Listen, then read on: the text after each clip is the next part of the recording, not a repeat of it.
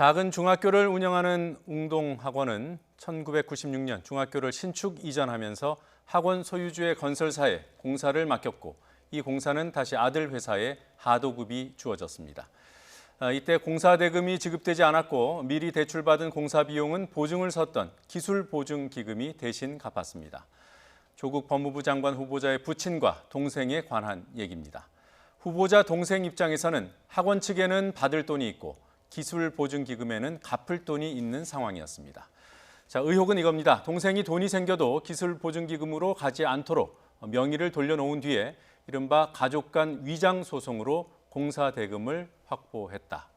여전히 복잡하고 어디까지가 사실인지 불분명합니다. 오늘 더정치에서는 웅동학원에만 집중해서 얘기를 나눠보겠습니다. 현근택 더불어민주당 법률위원회 부위원장, 윤기찬 자유한국당 홍보위원회 부위원장 나오셨습니다. 어서 오십시오. 안녕하세요. 안녕하세요. 자, 웅동학원 얘기를 하다 보면은 뭐 학원의 채무가 있고 또 후보자 부친의 채무, 남동생의 채무가 혼재돼서 더욱더 혼란스럽게 합니다. 이걸 좀 명쾌하게 어느 분이 좀 간단하게 설명해 제가 주시죠. 먼저 설명을 해드릴게요. 네. 이 설명을 하기 전에 전제가 뭐냐면요. 네. 학교 법인, 그다음에 건설 회사, 그 법인과 그다음에 개인, 네. 그 대표자인 이사장, 아마 그다음에 건설 회사의 대표자는 네. 별개다. 네. 그다음에 학교 법인에 대한 재산은 기본적으로 강제 집행이 안 된다라는 거예요. 기본적으로. 그래서 학교 법인이 96년에 이제 공사를 준 건 맞습니다. 네. 공사를 수주한 분이 수수한 회사가 결국은 고려 종합 건설이에요. 건설사죠. 물론 이제 대표이사는 뭐 부친이 하고 있었지만, 근데 그거를 다시 또 재하청을 받았습니다. 네. 남동생이 운영하던 회사였죠. 고려 시티 개발이. 네. 그게 기본 구도예요. 아까 말씀처럼 그때 사실은 고려 종합 개발이, 그러니까 네. 원래 아버지가 운영하는 회사가 대출을 받았어요. 음. 그 은행에서 대출을 받고 그거에 대해서 이제 기보가 보증을 한 거죠. 기술보증기금이. 그렇죠. 네. 그때 9억 5천 정도 대출 받았습니다. 그때 동남은행인가 그랬던 것 같아요. 네. 근데 그 보증을 선 거에 대해서 연대 보증을 누가 했냐면 아버지 개인, 네. 그다음에 어머니 개인, 남동생 개인이 했어요. 네. 그러니까 한마디로 얘기하면 지금 가장 혼란스러운 게 뭐냐면 남동생이 운영하던 회사, 그러니까 고려 시티 개발은 개발. 네. 채무자도 아니고 보증인도 아니에요. 음. 근데 공사는 했죠. 네. 거기서 이전 시작이고 가장 문제가 된 건 이 공사비 지급이 안 되면서 문제가 된 거예요. 공사비가 만약에 지급이 됐으면 대출금 갚고 문제가 안 생겼죠. 근데 공사를 처음에 한 분은 이제 고려 종합 개발 건설인데 여기서 공사를 했는데 이 회사가 97년에 부도가 났습니다. 예. IMF 때 97년 11월에 부도가 났어요. 그러니까 IMF 바로 직전이죠.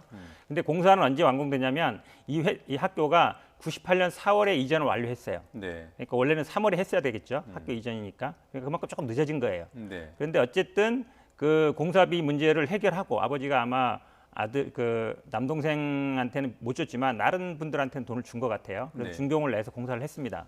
그러니까 공사비는 지급이 현재까지 안 되는 상태고, 근데 그 보증 기보에서 대신 빚을 갚았기 때문에 연대 보증인들한테 재판을 한 거예요. 그 네. 연대 보증이 아버지, 어머니, 남동생 동생. 개인이죠. 그러니까 어찌 보면 그 채무는 요 세 분한테 남아 있는 거예요. 개인한테.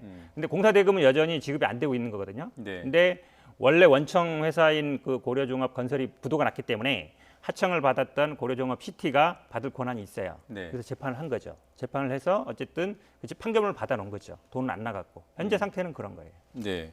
그러니까 그 후보자 부친은 고려 종합의 대표로서 그렇죠. 하청업자에 돈을 줄 의무가 있었던 건가요? 아니면은 웅동학원의 이사장으로서만 돈을 줄 그래서 의무가 아까 있었던 점점 건가요? 말씀드린 게 네. 학교 법인하고 네. 회사 법인을 구분해 봐야 된다. 개인이 준 게 아니라 그럼 당시에 아마 왜 그러면 같은 사람한테 공서를 줬냐, 네. 이게 일감 몰아주기 아니냐 이럴 수 있는데 이 당시에 학교 법인이 돈이 없었어요. 이분들이 아마 85년인가 85년에 인수했는데 그 학교가 어려우니까 인수한 거거든요. 그 다음에 이분이 건설회사 하던 분이라 인수를 했는데 새로 지어야 되는데 돈이 없으니까 본인이 운영하던 건설회사에서 맡기고 그 다음에 다시 또 그 공개 입찰을 했는데 사람이 없는 거예요. 네. 그러니까 다시 이제 어찌 보면 남동생 아들이 운영하던 회사에 공사를 준 형태가 되는데 네. 공사를 지급할 의무는 학교 법인이 그 아버지가 운영하던 회사에 의무가 있는 것이고 그 예. 아버지가 운영하던 회사가 다시 그 남동생이 운영하던 회사에 그러니까 법인끼리의 관계입니다. 공사대금 문제는. 네. 그러니까 지금 설명 들어보면은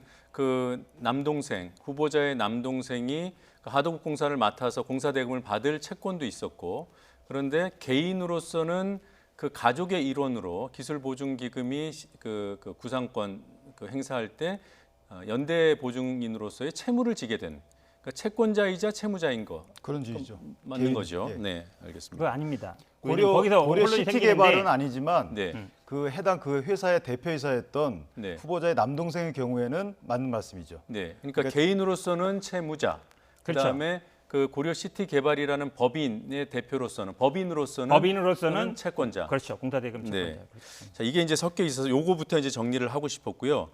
자, 여기서 고려 종합은 1997년에 부도가 났다고 했잖아요. 네네. 11월에. 그리고 고려 시티 개발은 2005년에 청산을 했습니다. 2005년 12월 달에 이제 청산이 끝나서 네. 등기 폐쇄가 됐죠. 네. 등기가 없어졌어요. 이 두 회사가 문을 닫게 되는 과정이 혹시 그 공사 대금 또는 나중에 이제 기보로부터 청구받은 구상권 그 돈을 갚지 않기 위해서 고의로 문을 닫은 겁니까? 그러니까 뭐 그 내심의 마음은 알 수가 없지만 네. 일련의 흐름을 보면 그런 의심을 살 만한 요소도 있다라는 취지이고요. 네. 예를 들면 지금 아까 말씀하신 대로 고려 종합건설이라는 데가 네. 학교법인으로부터 교사 그 토목인지 하여튼 교사 신축인지를 공정을 발주를 받아요. 네. 그 다음에 이건 종합건설이기 때문에 원래는 본인이 해야 되는데 이것을 하도급을 그 아들 회사에 줍니다. 아들 회사 고려 시티개발에 주는데 그 당시 고려 시티개발은 자본금이 2억 원뿐이 안 됐기 때문에 예. 원래는 종합건설을 할 수가 없어요. 그리고 종합건설 입장에서 일부를 하도급 줄 수 있지만 주요 공정이나 전체 공정을 하도급을 줄 수가 없어요.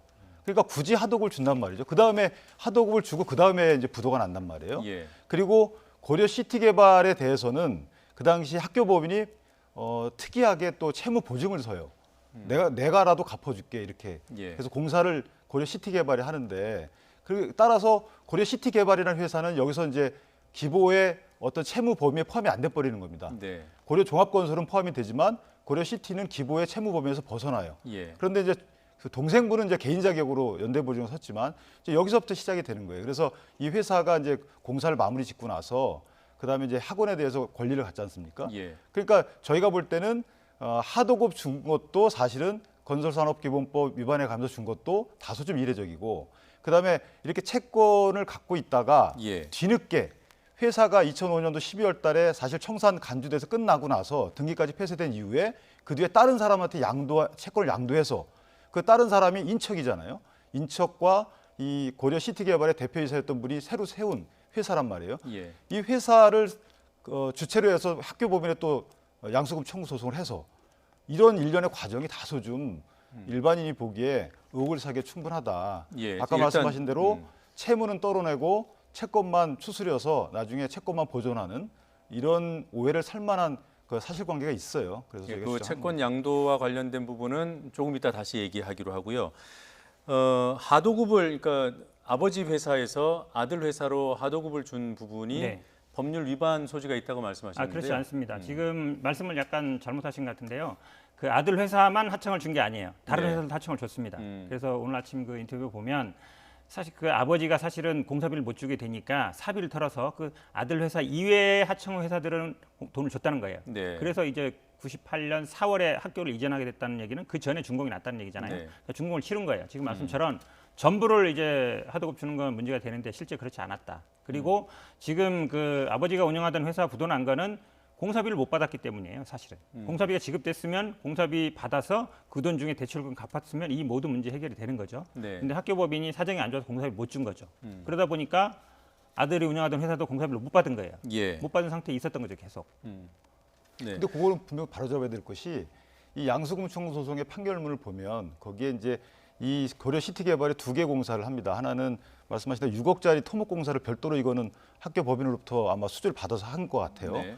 그다음에 10억짜리 교사 신축 공사와 관련된 토목 공사인지 그걸 본인이 받아서 하는데 거기서 설명에 따르면 그 해당 그 고려 종합건설에서 일부를 받아온 거라는 설명은 없고 네. 설령 여러 가지 공정 중에 일부를 받아왔다 하더라도 토목 공정을 받아오면 안 돼요. 또 그 신축 공정을 받아와도 안 돼요. 이것은 이 소위 말해서 종합건설 업체와 전문건설 업체를 나눠서 규율하는 해당 법 취지에 다소 안 맞는 거고 물론 요즘엔 법 개정하자는 취지가 있지만 어쨌든 그 당시에는 그 당시 법령 취지에 비춰보면 사실은 그 법이 금지하는 규정에 포함이 되는 거거든요. 그래서 이런 부분을 볼 때 이제 아버지가 그다음 아버지 회사 그다음에 이제 회사가 그 부도가 났기 때문에 예. 굳이 이렇게까지 해서 아들 회사가 실제 공사를 진행하게끔 한 이유가 네. 제가 아까 말씀드린 대로 그런 의도가 조금 숨어 있지 않았는지라는 오해를 하는 거죠. 그런 이제 보증의 책임으로부터 면해주게 하고 또 뭔가 재산상의 이익을 주기 위해서. 왜냐하면 회사는 이제 보증의 책임에서 면해지고요. 고려 시티개발은 네. 그 동생분이라는 대표자 개인은 보증의 책임이 있지만 회사가 공사대금 채권을 학원에 갖는 거기 때문에 예. 어떻게 보면 회사의 공사대금 채권 보존이 되는 거죠. 고려 시티개발에. 이렇게 해서 일단락을 줬다. 그 다음에 고려 시티개발이라는 회사로부터 또 이제 양수금이 가는 건 좀 이따 말씀을 드리겠습니다. 예. 자, 뭐 그 지금 하도급 문제를 끝까지 토론할 수는 없고요. 그런 네네. 사정이 있었고 다른 회사들도 같이 하청을 받아서 공사를 했고 지금 그렇다 하더라도 토목공사 부분 등을 발주받은 것은 문제가 있을 수 있다고 하는데 그것이 어떤 본질적인 문제는 본질적인 아닌 것 아니기도 같아서. 하고요. 예. 사실 팩트도 틀렸습니다. 왜냐하면 토목, 건축, 뭐 조경 뭐 여러 가지 있는데 그 예. 중에 일부를 이렇게 줄 수 있는 것이지 전부를 주지 못한다는 거라서 지금 말씀대로 건축 주고 토목 주는 건 아무 문제가 없어요. 예, 그건 이제 법적으로 또 따져보면 되는 거니까요. 여기서 결론은 안 내겠습니다. 자, 그 남동생 고려시티개발의 대표였던 사람이 뭐 어떤 그 채무를 회피하려고 했다고 하지만 연대보증 책임은 평생 가는 거잖아요. 그렇죠. 예, 회사 명의를 바꾼다고 하더라도 고려시티개발이 채무가 있는 회사는 아닌 거잖아요, 그렇죠? 근데 이제 고려시티개발이 그 이름이 뭐였더라요? 그 코바 C&D인가요? 네네. 예, 그걸로 이름을 바꿔요. 그게 일부 언론이나 정치권에서 그런 채무를 회피하기 위한 것이다라고 얘기하는데 그건 한국 아니고요. 땅도 이름을 그런 바꾼 건 아니고 주장을 이제 하나요? 별도로 네. 설립된 다른 회사거든요. 회사네요. 코바 C&D라는 데가. 네. 근데 고려 시티 개발 회사는 아까 말씀드린 채무가 없기 때문에 예. 그 회사 자체가 학원을 상대로 해서 이미 이제 완공이 됐기 때문에 학원을 네. 상대로 해서 공사대금 청구를 하면 돼요. 네, 안 했단 말이죠. 음. 구두로 했는지 모르겠지만 소송상은 안 했어요. 네, 희한하게 안 했습니다. 그리고 회사가 2005년도 12월 달에 청산이 종결된 이후에 등기까지 폐쇄된 이후에 채권을 다른 데한테 넘긴단 말이죠. 그게 이제 본인이 이제 세운 코바 코바 C&D C&D하고 그다음에 본인의 전처. 그 당시에는 전처가 아니었어요. 그 당시에는 처였습니다. 그냥 법률상 2009년도 이혼했다고 알려져 있기 때문에 네. 이미 본인의 처한테 개인한테 이게 넘긴단 말이에요. 이 과정이 굉장히 사실은 일반적이지 않다는 거고요. 네. 왜냐하면 고려 그 시티 개발이라는 회사가 만약에 네. 청산이 되게 되면 그 회사의 주주 관계는 제가 정확히 파악을 못했습니다만은 주주한테 자녀 재산이 분배가 돼요. 네. 그러면 만약에 그 해당 후보자의 동생분이 그 당시에 대주주였다면 그럼 그분한테 재산이 그 회사 재산이 분배가 되는 겁니다. 네. 그러면 그 분배를 받고 나서 바로 연대보증 책임을 또 져야 돼요. 그러니까 개인한테 재산이 안 오게끔 네. 혹시 사전에 이거를 그러니까 회사가 청산 종결돼서 관심 밖으로 사라지게 한 뒤에 네. 그다음에 별도로 채권을 양도해서 본인의 어떤 연대 책임은 벗어나고 그다음에 채권은 보존하는 게 아닌가 이런 이제 오해를 하는 주된 이유 중에 하나예요. 예, 이런 뭐랄까 추정, 저기에 의혹. 더 예. 추가해서요. 아마 주광덕 의원이 추가로 제기하는 게 이제 회사가 파산된, 그러니까 청산된 다음에 채권 양도했다. 그러니까 마치 이제 죽은 사람이 채권 넘긴 거나 마찬가지 아니냐 그러는데 사실은 이제 그거는 기본적인 우리 민법의 기본 판례가 그 청산된 후에도요. 어쨌든 재산이 남아 있으면 그 범위 내에서는 존속하는 걸 봅니다. 그러니까 네. 뭐 얼마든지 양도할 수 있는 것이고요.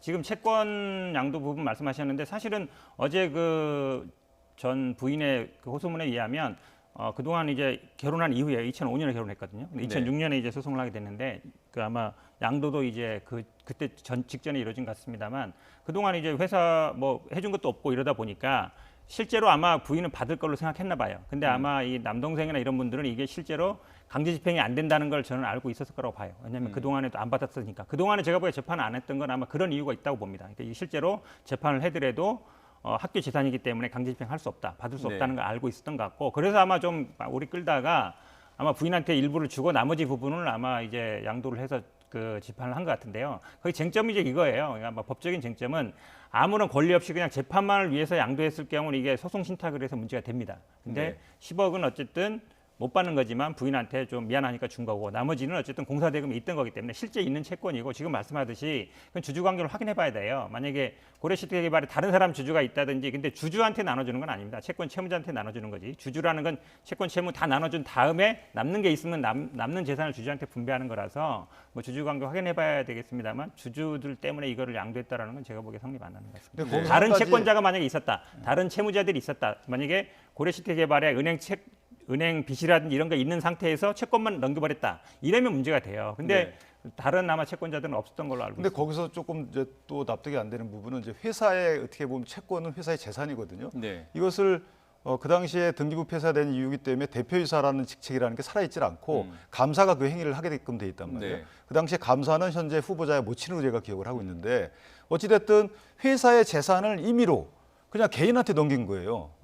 이건 배임의 소지가 있는 거죠. 물론 채권이 부실하고 안 하고는 그건 가치의 문제고 어쨌든 단 이론이라도 어떤 대가를 받지 않고 공정한 평가를 거치지 않은 이후에 그거를 그냥 넘겼다. 어떻게 그냥 넘길 수 있습니까? 이것도 문제가 있는 거고요. 네. 또 하나는 뭐 2000 그 소멸시효 문제 때문에 이거를 소송을 그때 걸었다는 건 이해가 되지만 왜 하필 넘겨서 거냐 이거죠. 그냥 고려 시티개발 이름으로 걸어도 되는 부분을 네. 아까 청선 목적 범위 내에서는 법인격이 살아있기 때문에 네. 재판할 수 있는데도 불구하고 굳이 양도한 후에 걸었다는 것이 이제 오해를 산 단초죠. 점점 좀 복잡하게 들어가는데요. 하나 좀 이의 제기하면 이 청산이라는 게 정상적으로 우리가 파산이라든지 회생하면서 청산인을 선임해서 한 게 아니라 제가 네. 등급은 못 봤습니다만 법인인 경우에는 일정 정도 활동을 안 하면 자동으로 청산되게 돼 있습니다. 2, 3년 네. 동안 안 하면 청산 절차, 그러니까 청산을 간주하게 돼 있어요. 제가 알기에는 아마 그렇게 청산 절차가 들어간 것이라서 이걸 만약에 회사 운영되는 회사를 정상적으로 예를 들어서 재산 정리하고 이랬으면은 아마 이런 일이 안 왔을 것 같은데 그러지 않았던 걸로 보입니다. 그러면 그 전에 그 청산하기 전에 청산이 2005년 말이라고 했잖아요.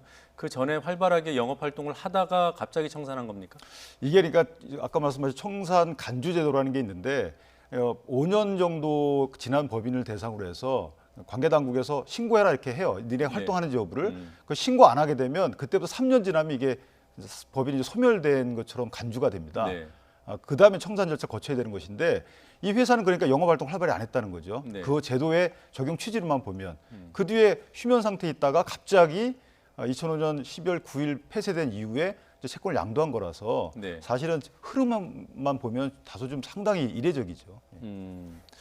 자, 거기에 불법이 있으려면 어떤 부분을 확인해야 불법을 얘기할 제가 수 있습니까? 말씀한 대로 뭐 변호사님 말씀하신 것처럼 물론 채권을 다 채무 변제하고 나머지 자녀 재산이 있게 되면 회사가 네. 청산입니다. 그러면 그 자녀 재산에 대해서는 이제 주주한테 나가게 됩니다. 그래서 그렇죠. 이름 주주한테 가게 되면 아까 말씀드린 후보자의 동생분이 채무가 많은데 이 채권을 또 갖게 되면 어쨌든 채무 추심의 대상이 되니까 그걸 벗어나기 위한 혹시 의혹이 하나 있고 네. 두 번째는 그 당시 대표이사의 개인의 부인한테 아무런 밝혀진 대가 관계없이 회사 재산을 10억을 넘긴 거예요. 10억을 네. 채권을 양도하고 그다음에 10억 원의 채권을 넘긴 예, 거죠. 그다음에 코바 C&D라는 또 아무 관계없는 회사에게 그러니까 고려시티개발 관계없는 회사에게 또 대가 관계가 밝혀지지 않은 상태에서 40여억 원을 또 넘겼단 말이에요. 네. 이것은 어떻게 보면 채권의 부실성 여부를 떠나서 이 부분은 배임의 여지가 큰 거죠. 그래서 이 두 가지 부분은 좀 자, 법적으로 그 문제가 있어요. 두 부분이 만약에 문제가 된다면 누가 책임질 문제인가요? 그 부분은. 조금 전에 배임의 가능성 말씀하셨는데 행위자가 책임을 지죠. 그러면 동생인가요? 동생이죠. 그 후보자의 책임은 후보자하고 여기는 아무 관계 여기까지는 없습니다. 후보자하고 네. 상관이 없어요. 여기까지는 상관이 없어요. 없어요. 근데 이 부분이 굉장히 강조가 되고 있는 이유는 뭐죠? 이게 결국은 이게 아마 위장 이혼이다. 그것 때문에 그래요. 그러니까 이분들이 이혼한 게 나중에 지금 말씀처럼 빚은 빚은 그냥 안 갚고 네. 재산은 그냥 받으려고 한 거 아니냐. 이제 기본 생각인데요. 지금 말씀처럼 만약에 이게 뭐 배임 문제가 후보자는 아닙니다만 되려면 기본적으로 아까 전제처럼 고려시티개발에 다른 채권자들이 있어야 돼요. 다른 채권자들. 네. 다른 채권자들이 있는 상태에서 이 채권만 넘겼으면 문제가 됩니다. 근데 그렇지 않다 그러면 문제가 안 돼요. 근데 이제 여기서 후보자가 관련이 있는 부분은 네. 그 당시에 후보자가 이제 그 해당 학교법인 이름은 안 하겠습니다. 1999년도부터 2009년도까지 아마 그 법인의 이사였단 말이죠. 이사가 상당히 많지가 않아요. 6명인가 8명인가 그뿐이 안 되기 때문에 이사회에서 상당히 중요한 의사결정을 합니다. 그런데 지금 등장하는 고려종합건설, 고려시티개발, 코바 C&D, 그다음에 학원까지 전부 다 몇 분이서 이제 좌지우지하게끔 됩니다. 예를 들면 고려종합건설의 후보자의 부친이 대표이사였고 그 당시에 해당 학원의 이사장이 또 부친이셨어요.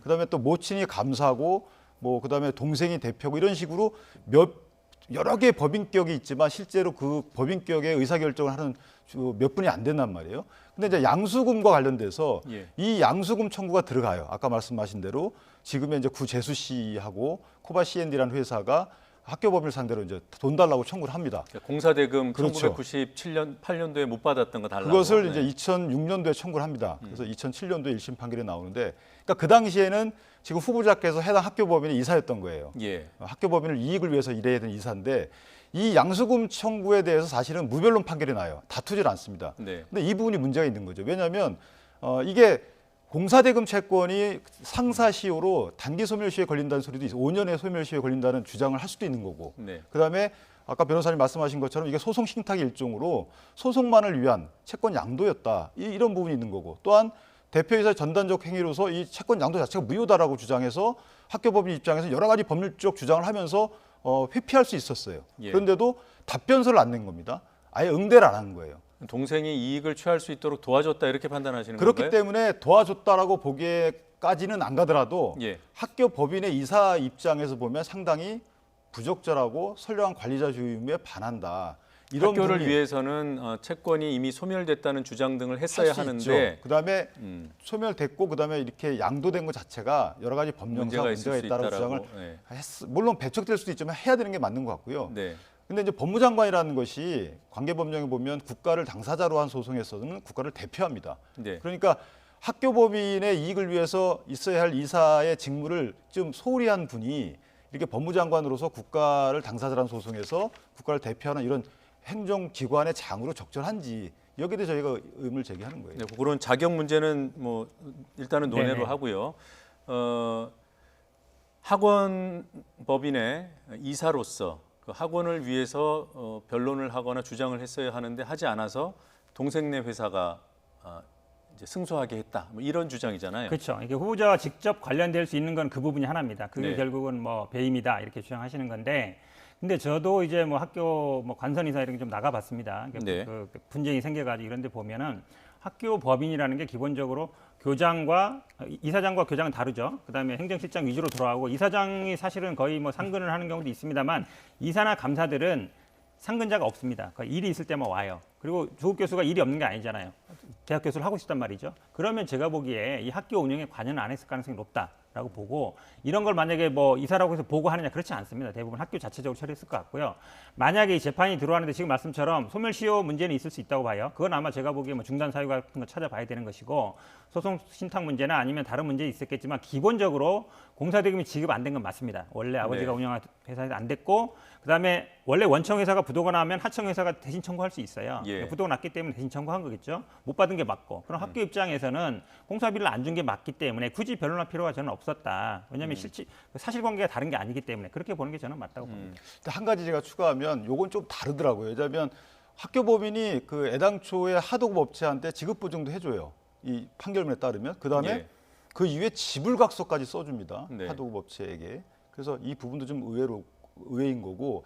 그래서 전반적으로 아까 말씀하신 만약 이사로서 잘 회의에 참석 안 했다면 또 이사로서의 업무를 또 불성실하게 하신 거고 예. 해서 이 부분은 후보자가 조금 당혹스러운 부분이 아닌가 싶어요. 일단은 요 부분에 좀 집중을 하면 공사대금을 그 고려시티 개발이 못 받은 건 사실이고요. 공사를 했으면 받아야 되는 것도 맞잖아요. 그게 뭐 건축법 위반했는지 그 부분은 논외로 하더라도 그 줘야 될 돈을 야 뭐 소멸시효 됐으니까 난 안 줄래 하는 것보다는 지났어도 줄래. 이게 어떻게 보면 법적인 거 이외에 어떻게 보면 좀 상식적이지 않나 이런 반론이 가능하지 않을까요? 근데 이제 이게 사적 자치를 보면은 뭐 그럴 수도 있어요. 그런데 네. 학교 법인 운영 자금은 사실 국가에서도 나오잖아요.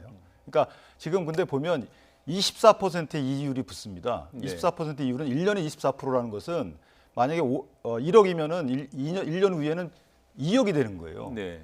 한 4년 뒤면은 4, 5년 뒤면. 그러니까 이게 지금 한 10년만 지나가면 2배, 3배로 막 뛰는 겁니다. 예. 그러니까 어떻게 보면 기다린 걸 수도 있는 거예요. 지금 소위 언론에서 일부 제기되듯이 네. 학교 법인이 점점점 이게 통학생 수가 줄어들고 하기 때문에 언젠가는 폐교를 해야 되는데 그때는 이제 해당 뭐 관련법과 정관에 따라서 절차를 진행한단 말입니다. 네. 그때 채무를 변제해야 돼요. 팔아서라도.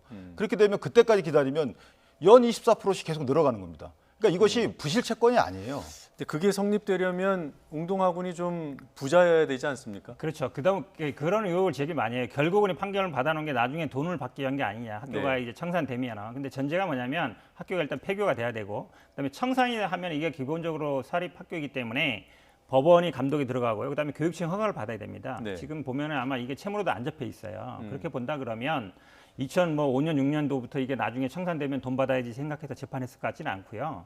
그다음에 지금 말씀처럼 하청업체가 뭐 집을 각자 쓰는 거는 일반 공사 현장 흔히 있는 일입니다. 왜냐하면 네. 원청에서 돈을 준다는 보장이 없고, 그럼 당연히 원래 공사를 준 분한테 가서 우리가 공사를 계속 할 테니까 지급 보증해달라. 이게 일반적이에요. 그러니까 그거는 예외적인 현상이 아니에요. 한 가지만 더 붙으면 예. 만약 거꾸로 하면요. 학교법인에 돈을 줘야 되는 게 맞겠죠. 그런데 거꾸로 하면 그 사익을 추구하지 않는다는 이 해당 가족분들 입장에서 보면 이미 소멸시효로 끝나가는데 그냥 있어도 되는 거예요. 소멸시효 완성됐다 그래서 학교법인이 돈을 안 주는 게 아니거든요. 예. 주장할 뿐이지 항변 사유로 주장할 뿐입니다. 그러니까 소멸시효가 완성된 뒤에 나중에 학교법인이 돈을 줄 수도 있어요. 그런데 굳이 소멸시효를 계속 중단해 가면서 네. 두 번 재판을 거쳐가면서 24%의 이자를 통해서 계속 늘려간다는 거죠. 그래서 이 부분은 사실은 그렇게 떳떳하진 않아 보이는 건 있어요. 그거는 기보도 마찬가지예요. 기보도 어찌 보면 처음에 대출금은 9억 5천입니다. 지금 네. 40억까지 늘어났다고 하지만 그 나머지 금액은 다 이자예요. 네. 그 당시에 결국은 16억 공사비가 지출됐으면 9억 5천 대출 갚았으면 이게 끝나는 문제예요. 근데 공사비가 지급이 안 되다 보니까 결국은 여기까지 온 것이고 16억하고 9억으로 얘기하는 게 낫지 그게 뭐 40억, 100억이다 하는 건 나머지 부분 이자 부분이거든요. 예. 지금 웅동학원이 그러니까 웅동중학교가 그 만약에 그 문제가 생겨서 청산을 할 경우에만 그 소송에서 이긴 확인받은 그 채권을 행사할 수 있다는 거죠. 지금 그 동생이 운영하는 그 코바 회사하고 그다음에 전처 명의로 그 진행된 소송에서 모두 원고들이 이겼어요. 네.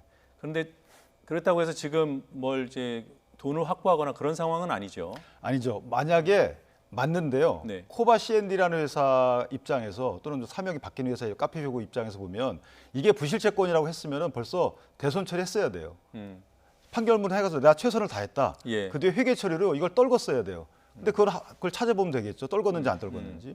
갖고 있다는 거는 언젠가 현금화할 수 있다라는 거. 뭐 그런 가능성도 전혀 없는 건 아니지만 기본적으로요. 학교법인 청산이 되게 되면 아까도 말씀드렸듯이 학교법인은 청산이 들어가면 법원이 감독이 들어가요. 법원 네. 감독해야 되는데 또 교육청 허가를 받아야 됩니다. 예. 그럼 그 채권이 단순히 판결문만 있다고 해서 이것처럼 만약에 무변론 판결했다고 해서 채권 인정하고 지급해주냐 그렇지 않습니다. 저희들도 뭐 청산 작업 파산 관계는 해보면요. 그 실체 관계를 찾아봅니다. 실체 관계 찾아봐서 실제로 줘야 될 돈이 얼마다 계산을 해서 주고 그 네. 과정에 또 법원의 감독이 들어갑니다. 그렇기 때문에 뭐 나중에 뭐 청산되면 그 돈을 다 받아간다. 제가 보기에는 뭐 그럴 가능성 높지 않다고 봅니다. 그 청산에 들어가더라도 또 오늘 보도를 보면은 웅동학원 그 보유하고 있는 토지 시세 차익이 지금 기준으로 한 30억 정도 된다고 하는데 그런 돈이 있다 하더라도 그 동생이나 전처가 돈을 확보하기는 어려울 것이라고 보는군요. 그렇지 맞습니다. 한국당은 지금 상황에서 돈을 확보하는 일이 가능하다고 보시나요?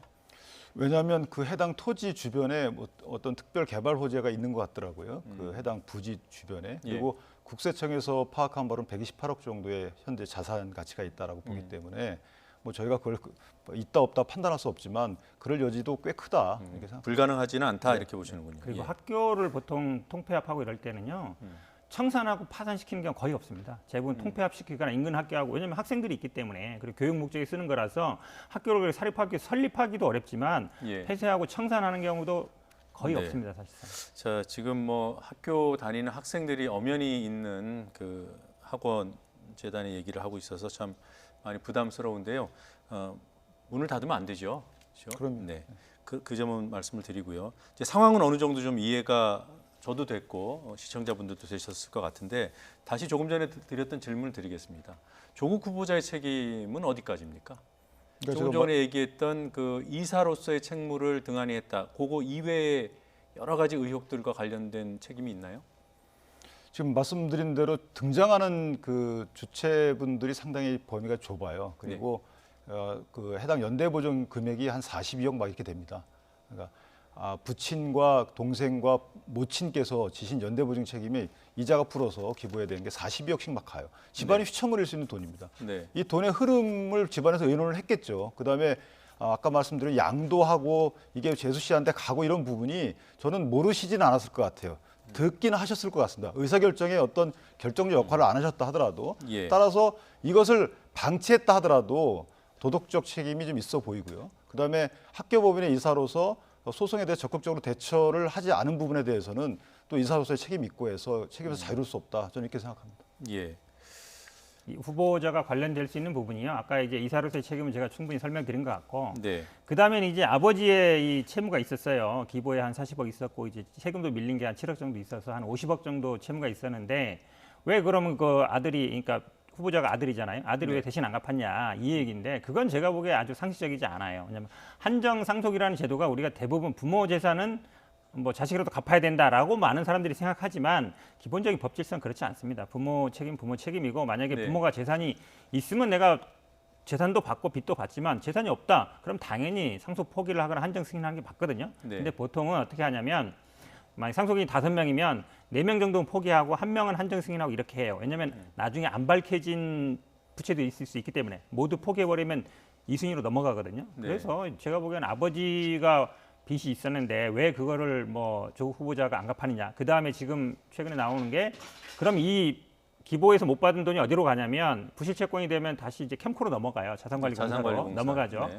근데 이 넘어갈 때 어찌 보면 거의 뭐 100분의 1, 뭐 1000분의 1 가격이 넘깁니다. 왜냐하면 받을 가능성이 없기 때문에 받을 가능성을 산정해서 금액을 산정하거든요. 그래서 캠코가 아마 조국 후보자한테 재판을 했나 봐요. 12억인가요? 그렇죠. 네. 그러니까 아마 n분의 1 했겠죠. 이렇게 나눠서 상속 지분대로 나눴을 거예요. 50억에 뭐 4명 나누면 12억 정도 되잖아요. 네. 그런데 왜 그거를 안 갚았냐라고 얘기하는데 이미 상속 한정 승인한 상태이기 때문에 그거를 조국 후보자가 한정 승인 이후로 안 갚았다고 해서 비난할 일은 아니라고 봅니다. 지금 한정 승인이라는 게 상속을 한정되게 받겠다는 거죠. 그 받은 상속 금액 범위 내에서 부채를 갚는다는 것. 그렇죠. 거꾸로 얘기하면 이제 빚 다 청산하고 나머지만 받겠다는 취지거든요. 예. 네. 그래서 말씀하신 대로 저도 한정 승인 받은 조국 후보자에 대해서 그래서 왜 안 갚았냐라고 비난하는 건 좀 적절하지는 않다고 봅니다. 한정 승인 제도가 엄연히 있는 것이고 예. 또 본인이 잘못해서 진 빚이 아니거든요. 네. 그래서 그 부분은 사업에 또 본인이 관여한 것도 아니고 네. 그 부분을 비난하는 것은 맞지 않다고 봅니다. 네, 알겠습니다. 자, 어느새 시간이 다 됐습니다. 청문회 일정은 아직 안 정해졌죠? 아직까지 안 정했습니다. 언제쯤 정해질까요? 원래 법상으로는 뭐 이달 말까지 해야 되는데요. 아마 네. 한국당이 최대한 늦게 할 것 같습니다. 아니 최대한 늦게 하는 게 아니고 검증을 안 하고 청문회 넘기니까 청문회에서 지금 국회에서 검증 아니 청문회에서 자료를 검증하면 한다고 되죠. 청문회 청문회에서 어떻게 검증하자는데 검증합니까? 근데 자료도 안 내시는데. 개각을 발표하고 그 다음에 이제 청문 요구서를 그렇죠.